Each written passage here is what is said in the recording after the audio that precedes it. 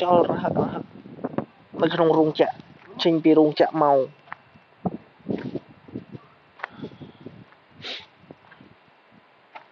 ចេញពីរោងចក្រវិញមើលវាស្រែ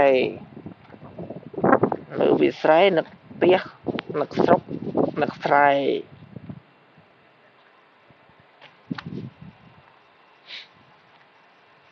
យូរម្លេះលោកព្រះ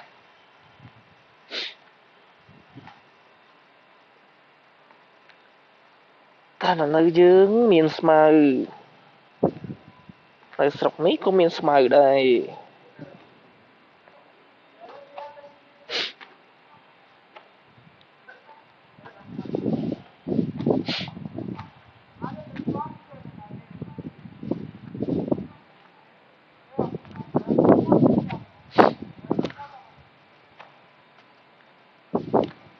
ស្គាល់ដើមស្រលទេនេះដើមស្រលនេះដើមអីគេទេអត់ស្គាល់ទេ